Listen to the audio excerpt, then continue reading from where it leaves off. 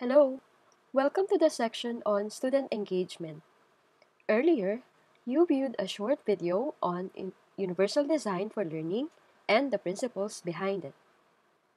Keeping the students engaged and focused is one of the hardest part of being a classroom teacher. This is especially more difficult now because you are not physically present to keep them going. Many educators and parents fear distance learning because they are unsure how the students will respond to the class. Will they complete the required activities? Will they hit the learning targets? These questions are valid and should be addressed when we start teaching remotely.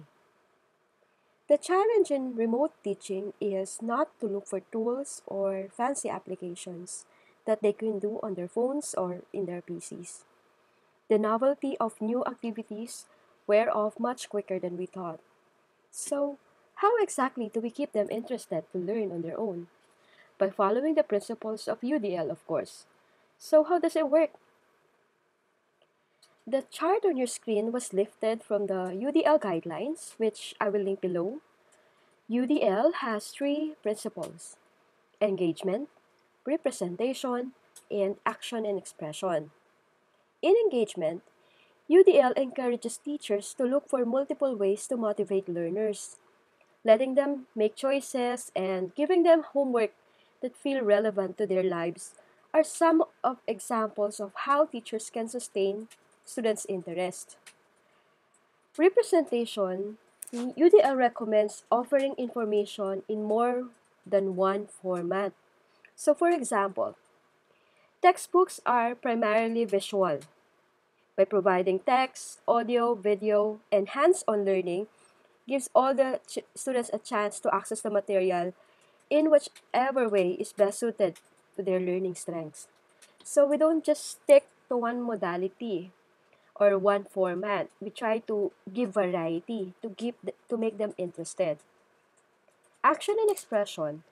UDL suggests giving kids more than one way to interact with the material and to show what they've learned. So for example, students might get to choose between taking a regular pencil and paper test, or they may opt for an oral presentation instead, or to do a group project. So by allowing your students to approach learning tasks and demonstrate what they know in different ways is already engaging them. So in simple terms, we should be able to reach them by providing choices with which they can achieve their learning objectives. So to reiterate, UDL activities should give student options, provide different ways to access their lesson, allow students to select a topic or concept they could explore and co-create content. We will look closer uh, at this in the next video. Then, the last is you can also build a class portfolio for the quarter with each student contributing a page for their select topic. So the last one is the principle of action and expression is clearly shown. In the next video, we will explore the ways we can apply UDL in remote teaching.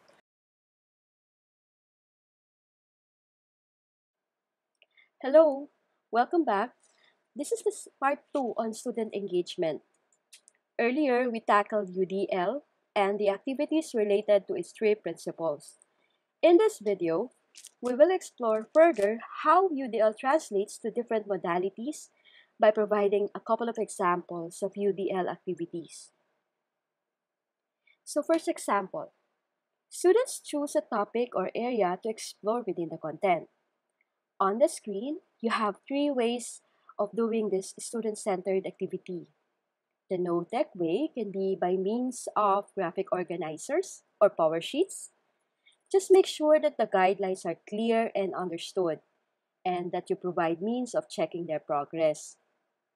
Low-tech can be the same, except you deliver the content or the material via email or through flash drives. High-tech can be done fully online in their LMS platform or through tools like Google Slides or Docs. If you look closely, it does not matter how much technology is involved. The students are still doing the same activity, they are still hitting the same competencies.